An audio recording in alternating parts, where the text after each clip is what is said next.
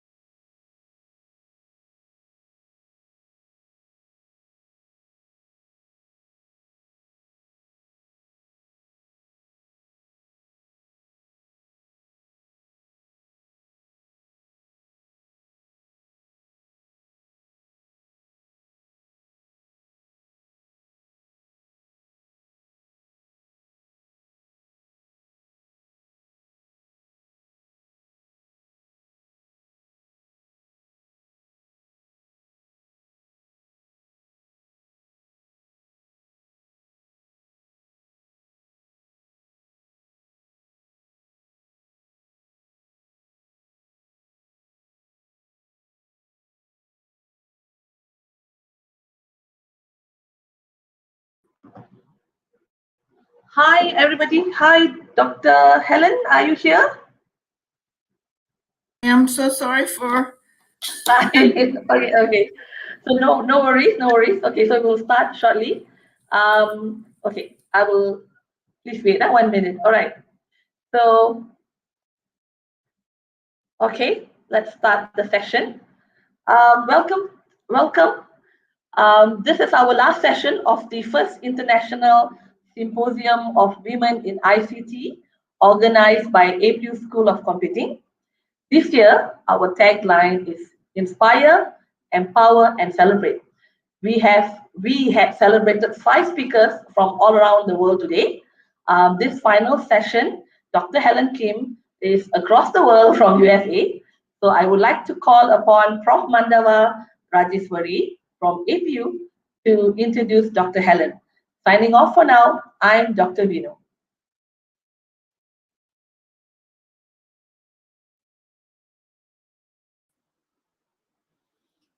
Hi, good evening to all of you. It's my honor, privilege, and pleasure to introduce Dr. Helen Kim. The saying, "Do not judge a book by its cover," aptly describes Dr. Helen.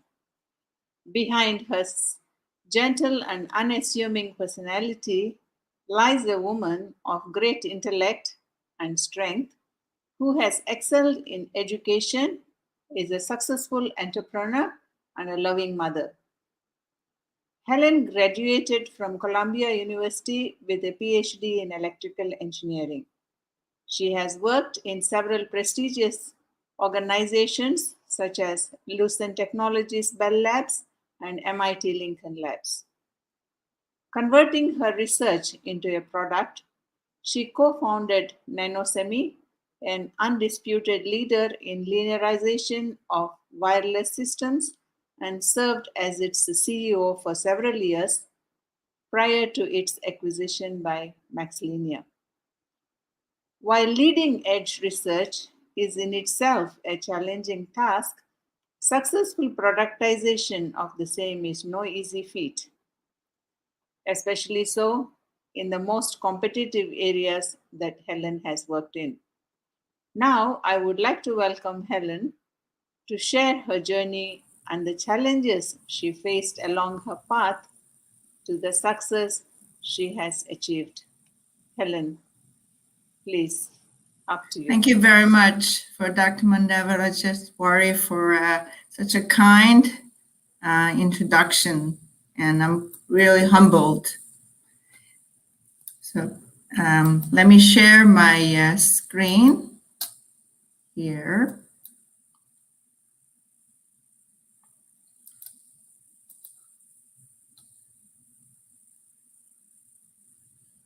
So I hope everybody can see it.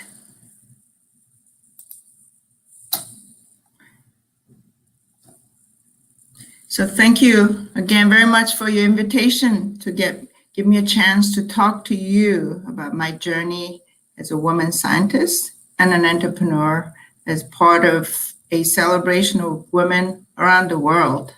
But this is not just about women, but all who dream to contribute to the world of technology and make impact. I've structured my talk into 2 parts. First is a personal journey as a scientist, business professional, and it is about my experience as a student, young scientist, and entrepreneur. And second is a technical talk about 5G. So we have been working on 5G for several years, and I'll explain to you about challenges and solutions to the problem we see for 5G. And I'll be happy to take a talk after the presentation. So I grew up in Seoul, South Korea. My hero when I was growing up was Marie Curie. I loved doing chemistry experiments at home, at school science labs as a small child. My mother, our tiger mom, encouraged me to pursue my dream and she herself had to quit her profession as a journalist when she married my father. And this is how it was in Korea back then. And even though it was an end to their comfortable life in Seoul, my parents moved my family to United States. And my mother wanted my brother, who was struggling at school, and because of ADHD. Of course, we did not know what ADHD was at that time. We just thought he had struggling studying. To have a chance to bloom in a setting with more freedom of educational choices. My brother indeed turned out okay. He's a dental surgeon now. My mother wanted me, a dreamy and nerdy girl with a passion for science, to get a shot at pursuing my dream. Unfortunately, it was a huge sacrifice for my parents. The shock of immigrant life shortened my parents' lifespan, and they never got to see me or my brothers reaching a professional life. So when I was an undergrad at UCLA, there were probably 3 women electrical engineering majors in our senior year. UCLA's attrition rate for electrical engineering undergraduate was quite high, but it was even higher for female students. I must admit, the environment was not always welcoming to female engineering students. And I remember a project from a class in my senior year, and my project partner and I spent many nights to build and measure and get the best result. And the professor for that course meant well for his female students, my project partner and me. And he said, we shouldn't work so hard. It is not good for the health of young ladies. And I know he drove his male students really hard and expected more. And he probably meant well, but not necessarily best for his female students who need to do better than their male counterparts to stand out. So on other occasions, I was fortunate to have a professor like Professor Neville Luhman. He gave both female and male students a chance to work in his lab at any time and encourage them to use the test equipment at any time. And if they didn't have previous experience of using many of the such equipment before. So it was enormously helpful for me and gave me an opportunity to catch up, because I did not grow up building radios or the electronics or coding. I just didn't have that kind of chance. So I got my lucky break when Bell Labs offered me a job. Bell Labs research used to be the place to be if you wanted to pursue cutting edge research. So what you're seeing on the screen at the center is the aerial view of the New Jersey facility, Homedale, where I used to work. And at the entrance of the facility, what you see is a water tower. And this was built like a shape of transistors. And as you know, Bell Labs is known to have invented transistors. And then nearby site, there's this horn antenna, and it is famous because this is what was used to detect the origin of life, the Big Bang theory. So it is known to be doing the fundamental research like mathematics, astrophysics, device physics, and so on. So Bell Labs is credited to have invented transistors, as mentioned, lasers, mobile phone networks, and so on, and boasts many Nobel laureates. And one day I was asked to give a talk on my research work. This monthly research talk was notorious for colleagues raising hackles, challenging their claims of the latest world records and assumptions. It's quite intimidating. So you could imagine how I felt. I was terrified. And I prepared my talk printed them on slides, and this was before PowerPoint. And the slides were transparencies. I wrote out what I was going to say in small yellow sticky notes and placed one on each slide. Unfortunately, the fan on the projector went on an overdrive mode and blew away all my notes. So at the point, the only good outcome was that audience took pity on me and instead politely listened to my talk. But I do not remember a single content from that talk. But the point is, it's a terribly embarrassing moment, but I survived. But I did more than surviving. Bell Labs research was a tough place to be as a young scientist with little confidence. But I grew strong by learning from or competing with greatest minds in science. Even though almost all my colleagues from Bell Labs have moved on, we are alumni and remain as great friends still. Of course, the most important event of all is meeting my husband, a fellow physicist breaking a world record in resolution of electron microscopy. And we raised 2 children while juggling 2 careers. So while making new discoveries in science and inventing technology, I always look for ways to productize my research work, either at Bell Labs or at my Lincoln Laboratory. And I realized the best path for my technology to productization and adoption by mass market is to become an entrepreneur, start my own business, and bring it to the market. For someone who spent all her career doing research and leading research projects, business was an entirely new challenge to tackle. I had to define markets, products, customers, generate revenue. I had to find business partners, advisors, investors, very, very quickly. I was fortunate to meet Ray Stata, a founder and chairman of ADI through MIT mentorship program, and Amish Devatia through Bell Labs colleagues. And they became my great mentors, advisors, and investors, and helped me raise funding from VCs. As I was learning business from zero and navigate the business world and raise money, they were there to help me along the way. And there are people who want to help you if you're passionate and confident about what you want to achieve, because they also received help when they first started.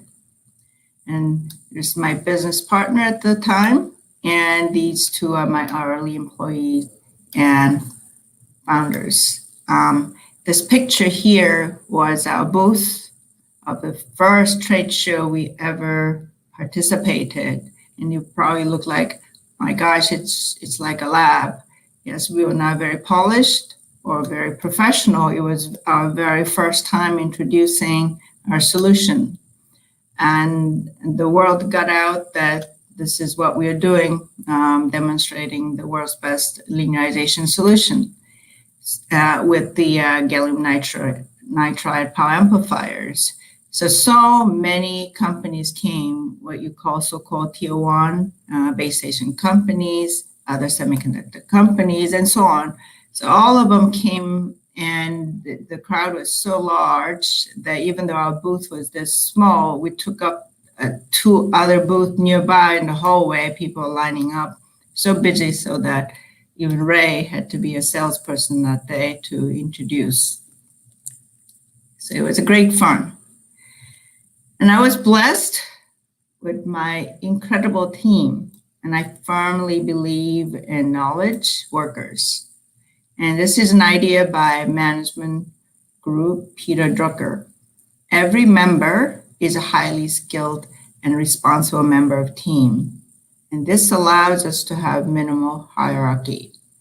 Here's an example of what we look for in the candidates.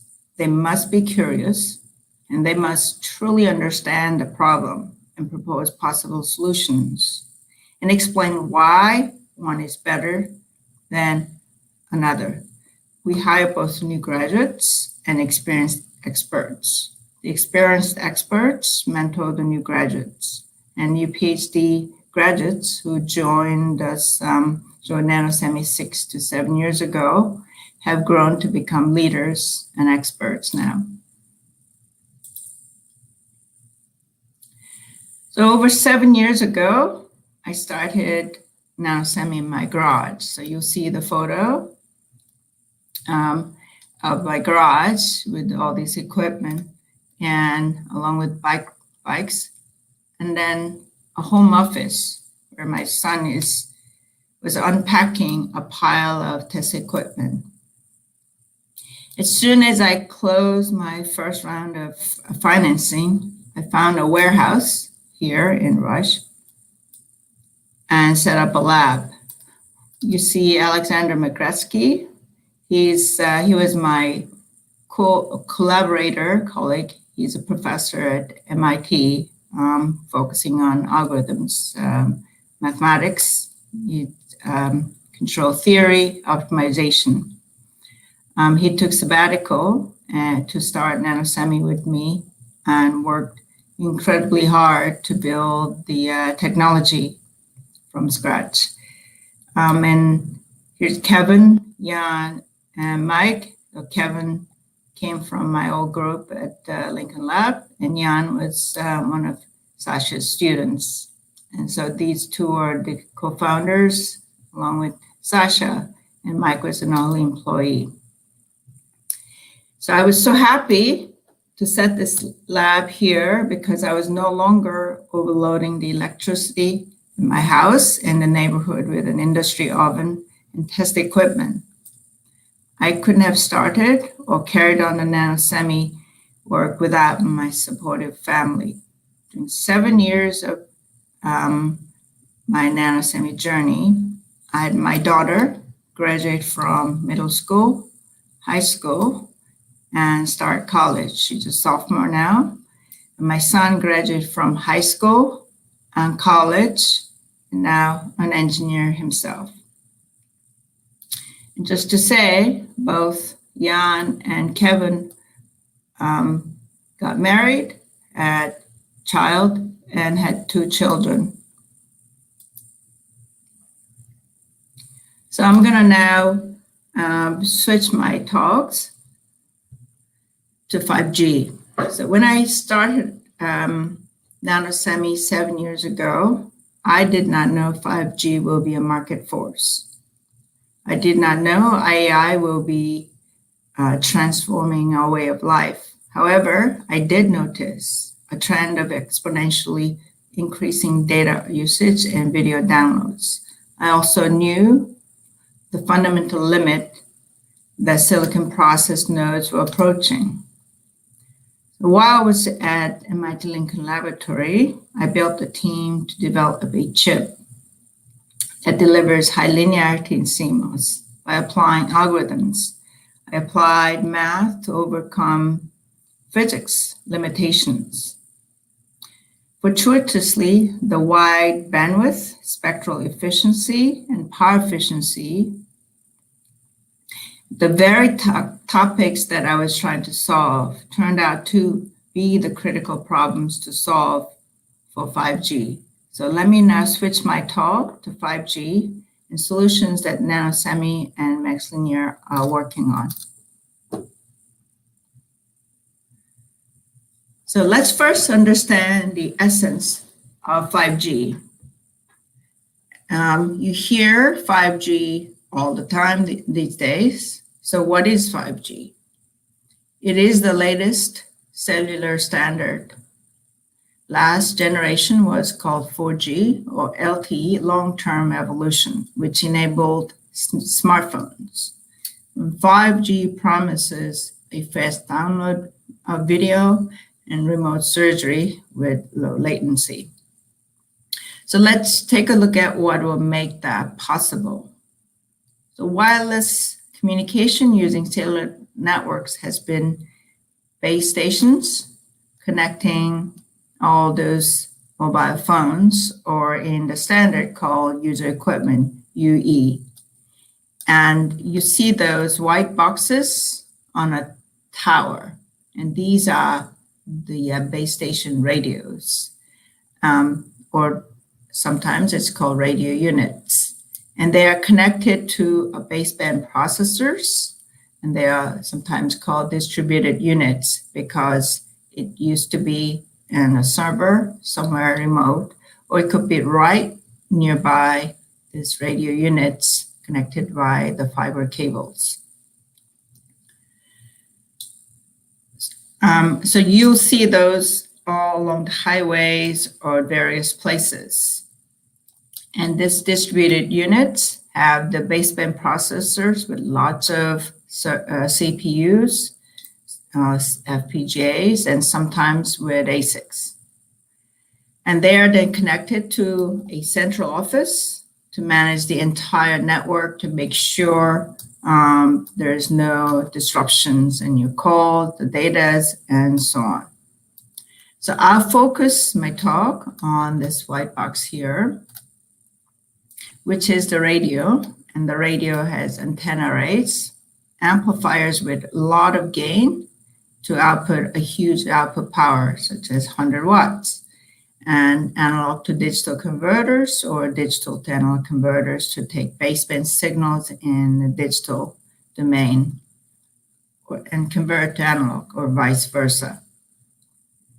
And convert signals from baseband, which is around DC, to RF frequencies. So the radio also has a lot of digital processors. So the trend has been such that more and more digital processing is moving up to the radio from baseband processors. So what distinguishes 5G radio compared to 4G? The distinction, which I will explain some of them shortly, is what is called massive MIMO, the multiple inputs and multiple outputs. The carrier frequencies where these signals are transmitted and received are much higher frequencies. As an example, in the past, it was all below 2 gigahertz or maybe 2.6 gigahertz. Now, the new spectrum that have been auctioned off are all above 3 gigahertz, as an example. And then it also has this entire new frequency band in the millimeter wave where you can have more than gigahertz of bandwidth. The number of frequency bands sprawled is just humongous. It's more than 40 now instead of just 2 when we first started. The bandwidth in olden days was much smaller. And I'll explain some of the differences. And because we are increasing the throughput, and there are multiple ways to increase the throughput, but one of them is to have much wider bandwidth and also have higher modulations. And I don't know you have covered those topics, but it is the QAM, the quadrature amplitude modulation, and that modulation level in the past, even in 4G, was 64. And for 5G, it is 256. So what does that mean? When you see those constellations of the modulations, that means the error rate has to be much higher. So instead of in the past being few percent, now it has to be less than 3%, as an example. So how does all of this is tied to what NanoSemi and now MaxLinear are doing? So let me start by looking at this block diagram. It's a simplified block diagram inside the radio. So what you see is that there's a baseband processor here, and then you have in the transmitter chain digital to analog converter. And this can be digitally up converting the frequency all the way to RF, or you use the analog mixer to up convert. And then there's a various gain controls. There's the power amplifiers, and there's the antenna array. So imagine what would happen if you're trying to push signal out. Now, this power amplifiers, as an example, its job is to amplify the signal and put out almost 100 watts. But if you are to do this and make sure that this spectrum, this is in the frequency domain in x-axis, has to be very clean so that it is not interfering with the signals nearby. And how do you make sure that it is not creating all these distortions and have a clean signal out there? And also at the same time, you are pushing this amplifier closer to saturation. So the efficiency, power efficiency of this power amplifier is, I guess, desirable or tolerable. Otherwise, this white box that you've seen in the radio box will be generating many kilowatts, which will be a huge challenge if you're trying to mount it on top of cell tower, because you have to somehow find a way to cool. So how do you do that?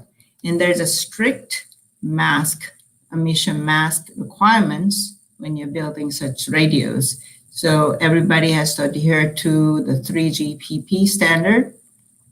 And in US or other regions, they have their own additional requirements. In US, it's called FCC. It's quite stringent.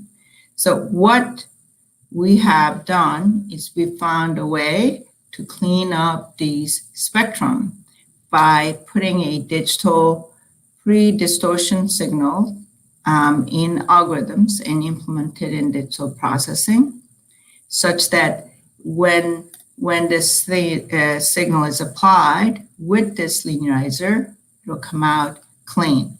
Now, what we have done, this concept is not new. In fact, this concept is probably almost 2-3 decades old, because I used to work on that concept even back in Bell Labs. So what is new that we have done in NanoSemi with Sasha's invention is that how do you do that without using a lot of processing? Because we know that computation processing is expensive. So how can you do that, implement that algorithm using minimal amount of processing? And that is our biggest contributions. And we are still leading this in the industry even today.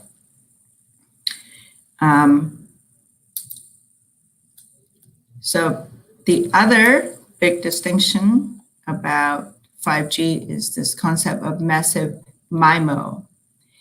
So what you're seeing here is an example of different type of MIMO. The first one on top is the 64 array. The second one is 32 array, and the bottom is 16 array. Just as a contrast, for 4G, we used to have just 2 and at most 4 MIMO. And it was more to increase the output power, the coverage. And the concept here is a bit different in 5G. It is not just to increase the coverage, but here now you're using these many elements, here in this case of antennas and number of signal paths or channels in transmitter and receiver, is to form direct a beam. So if you think of this electromagnetic waves, you are all adding in phase together instead of going in an omnidirection and dissipating energy all over the place. Now you have focused it to a certain direction. So it's called beam forming. And you are directing the beam to the direction you want. And depending on how you narrowly focus that beam, then you can use the same frequency for multiple users. So you have essentially created another dimension of improving the spectral efficiency, because using same frequency, now you added more users.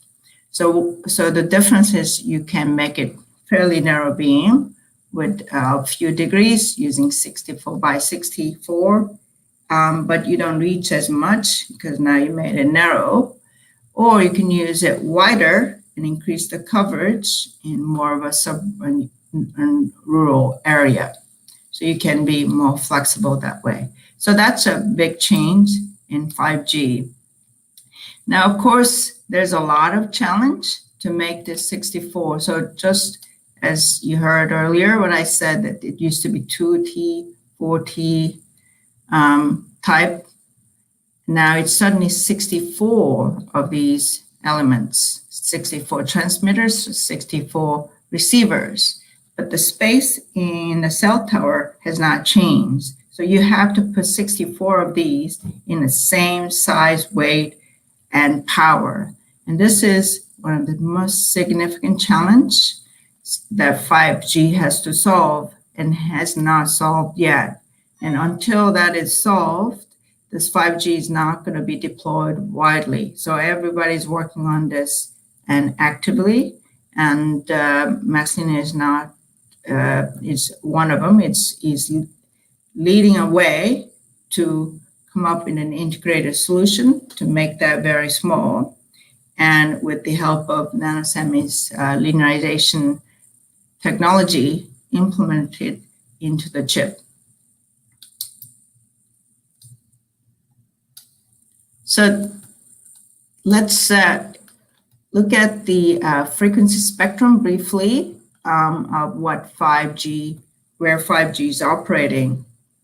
So now the big difference is that in addition to the frequency below 6 gigahertz in RF, now there's the millimeter portion added somewhere from 24 gigahertz to over 50 gigahertz. So this sub-6 has been where the traditionally wireless communication has been taking place, just like Wi-Fi and cellular networks. The difference here, as I mentioned earlier, is that now you have new bands, right? Not just in low band, it went all the way down to 450 megahertz, but above 3 gigahertz. And the bandwidth has now expanded in the past to bands like 1.8 gigahertz, and 2.1 gigahertz was either 60 megahertz wide or 75 megahertz wide, and it was no more than 20 megahertz for each operator, as an example, who was sharing those bandwidth. So here, the difference is that you have these 400 megahertz that are wide open, and carriers like NR is 100 megahertz. So it's a much wider bandwidth. In the millimeter wave, it's even wider. It's almost 1200 megahertz, and some of the carriers can be as wide as 400 megahertz. So to understand the magnitude of the energy consumption by mobile networks, let's look at an example by Vodafone. Vodafone is one of the largest mobile operators. An example in Malaysia, I suppose it's Telekom Malaysia.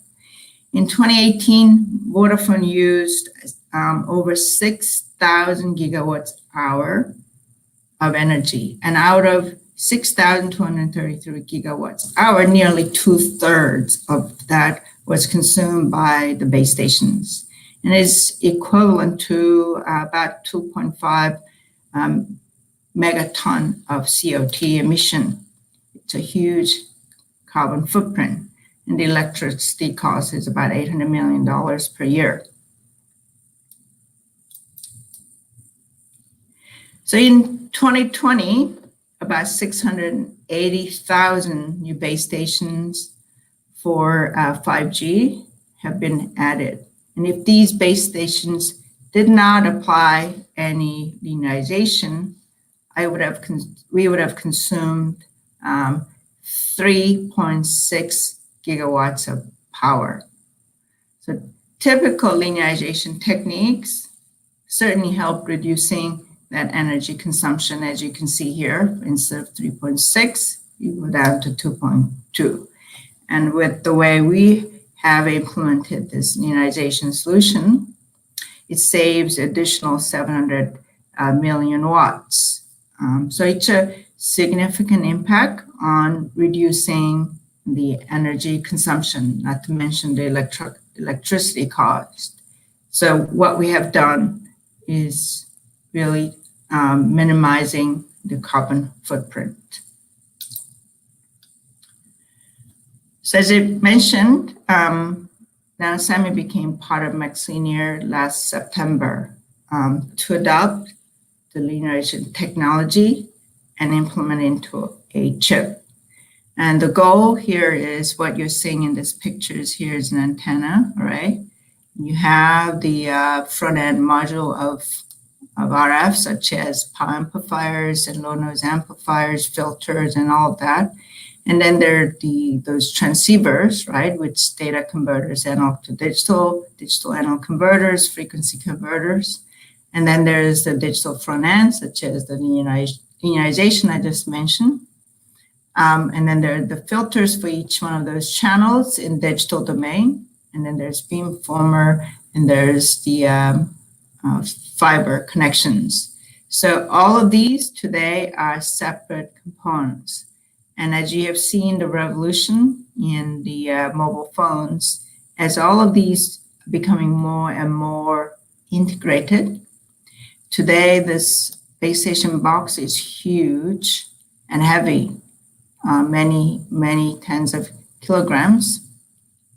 And we hope, and my dream and vision is that we will try to integrate as much of this as possible and make this like a size of a laptop. And that is the journey that we have embarked on together with MaxLinear. So we hope to make 5G more accessible as more cost-effective and integrated power-efficient solutions are deployed around the world. Thank you.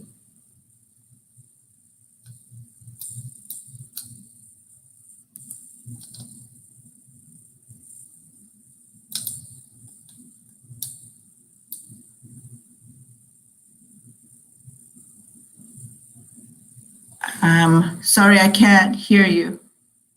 I don't know why. Can you hear me now? Sorry. Yes, so, I hi, can Dr. hear you Helen. now. So good morning. What time is it? Okay, what time is it at your place? It's 8:50. The time? In the morning. Yes. Okay. Right. So thank you for educating us on 5G. I feel like some of the technology of the Iron Man movie will come true. So we have some questions. I'm going to read out the questions for you. Yeah. Mm-hmm. Okay. So the first one would be, what is your take on the movement on 6G when the full rollout of 5G is not being fulfilled yet? Yeah, so this is always the case, right? If you look at the history of from 1, 2, 3, 4, 5G, this technology development can take a decade. So it is actually a very good idea that 6G movement starts. As an example, let me give you one example of what has not been done quite right in the 5G yet. For instance, this example of massive MIMO for beamforming. So ideally, right, since you can form all these beams, you direct it, you can rapidly change it to handle as many users as possible. But yet, today it is not quite there. A lot of information has to be relied on what you call the distributed unit and the central unit to tell this beamformer to say, yes, now you have this information, and I think the users are over there, but it's not absolutely clear. It depends on what sort of channel, right? How good the channel is, but just kind of point it that way. So the idea of rapidly pointing to maximize is not quite there. And I think that's probably something that 6G can work on as an example. So a lot of the things that we are learning from 5G will be corrected as we go from 4G, 5G, and 6G. Okay, we have another question. I think you could see it Yeah. on screen. Will 5G change the current wireless architecture used by 4G backhaul? So you're talking about wireline or wireless? It says Wireline. current, yeah, wireline. Okay. So I think you're referring to, if I understand your question correctly, about how does the wireline that is coming in the back of this radio, right, connecting to another cell tower or the baseband processing. So it is changing in a way that it is going into actually a much, much wider bandwidth. So you can imagine the following way. So there are two directions that are happening. One direction is if you are staying at this movement called ORAN. So the separate from the standard of 3GPP, there's a movement called ORAN where all the interfaces between the radios and the base stations and so on are agreed by different equipment vendors to supply to this market. And that interface, what they call it, is a split, let's say 7.2. And at that interface, in the past, the interface using fiber, it was adequate to use maybe 10 gig, 25 gig. Now it's going up to 100 gig, maybe even more. So you do need to put more fibers that way. So that's the front haul, actually. Or you can integrate more of those baseband into the radio and go down deeper into baseband. Then you don't need as much. So there are different, proponents of different angles. Now, in terms of backhaul, that is still there.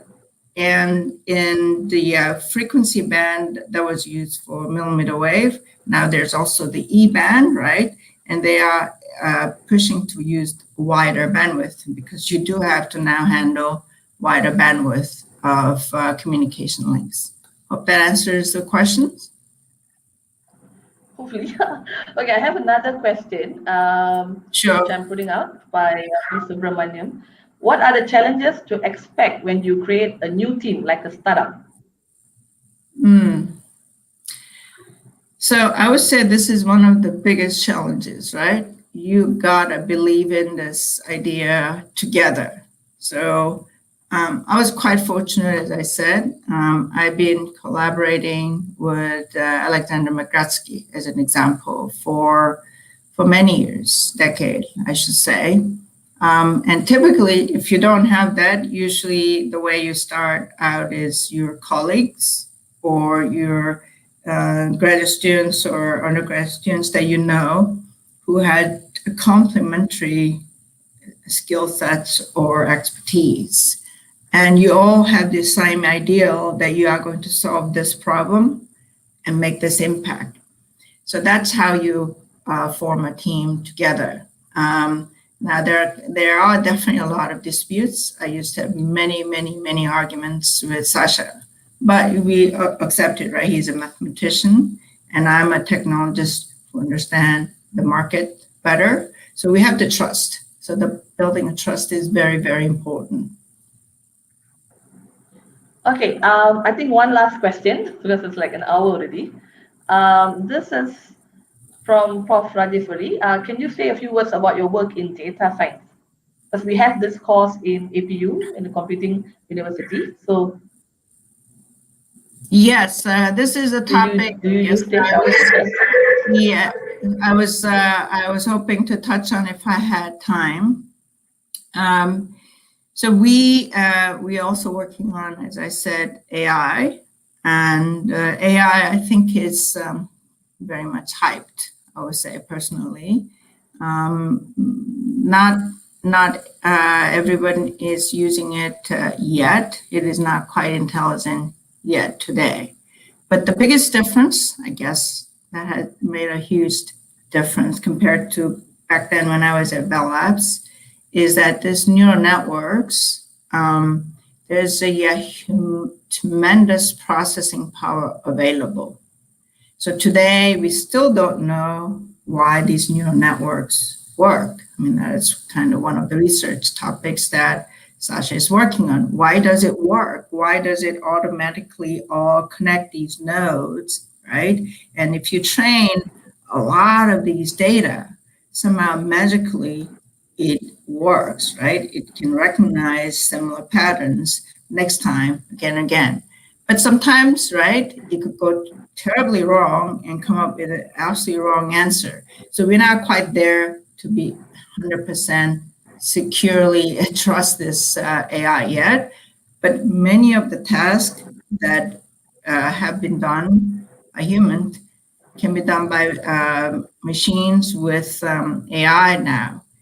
And what we have done in that space actually is, how do you, again, reduce the amount of computation? Because if you look at the trajectory of all those hyperscalers, amount of energy they're consuming, it's just exponentially growing, right? Doubling every year. And at some point in maybe 30 years, if you don't do anything, the amount of energy we are producing is not enough to handle all the computation that this hyperscalers are using. So we have to keep that in mind. We spend so much time about, yes, we are going to do this thing better and that thing better in terms of applications, but I always come back to the fundamentals. What is going to happen to this world if we keep going in this path, right? What is the fundamental problem that we have to solve?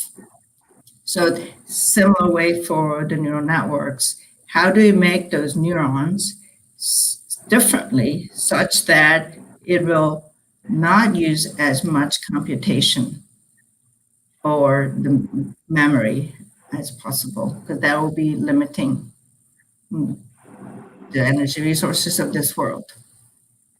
Yeah, okay. Okay, thank you so much, Dr. Helen. I think we're going to stop here. Thank you for teaching us about 5G technology. You could stay on. We're going to do the closing ceremony. So please don't log off, everyone else. I'm going to invite for the closing ceremony our Prof. Vinesh, Deputy Vice Chancellor of APU. Give me a minute. Okay. Hi, Prof. Welcome. Hi, good evening. So let me do the closing. Is that okay? Yeah. All right. Thank you for a wonderful presentation, Dr. Helen Kim. I hope that we can collaborate, and I'm not hoping. Yeah, I am quite confident we can collaborate on 5G. We've done a lot of work in 5G ourselves, and I'll be happy to talk further with you on 5G development between APU and yourself. Let me just do the closing for ISWCT. So we've come to the end of the first inaugural International Symposium of Women in ICT. Fantastic symposium, yeah. Very in-depth topics being shared. A whole group of prominent speakers. Some very funny, nice, attractive presentations that cover also growth of women from where they were into what they are now in terms of a professional footing in the industry. So a very well organized symposium by our team at APU. A large appreciation to Dr. Helen Kim, Dr. Margarita, Dr. Sujita, Ms. Padmavati, Prof. Apta, and Ms. Tula for their time and effort today to make this symposium a success. Also, a very big thank you, and I'm very grateful to the APU team itself. There is, of course, our wonderful lead and chair of the symposium, Associate Professor Swan, Professor Mandava, Dr. Rajeswari, Dr. Bhuma, Dr. Preeti, Dr. Chandra, Puan Aida, and of course, the one and only MC for now, TS Dr. Vinodini. As a closing note, studies have shown that ICT is a very male-dominated industry. But definitely the winds of change are blowing very intensely, allowing for a draconian evolvement to occur in the industry. I'm confident and I'm very sure that's happening. Today's symposium is definitely one proof of it. This is my belief, and my eyes have not deceived me yet to date. So what I see is also what the transformation that is happening in the industry. By virtue of today's speaker profiles and their contribution, we can see tidal changes already occurring in the industry. Yeah. So societies have now become more digitalized. We all know that. ICT plays a large role in driving societal shifts.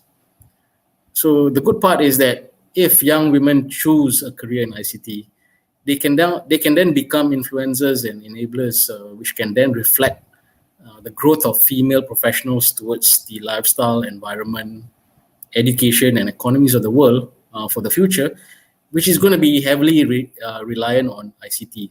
Yeah. So that is my take, and once again I want to thank everyone for viewing and being part of the symposium. Hope to see everyone again in version 2022. Till then, take care and stay safe always. Thank you very much. Okay, thank you, Prof. Thank you, everyone. Last words: empowered women, empower women. Which one of you? And thank you. Bye bye. I'll end broadcast first.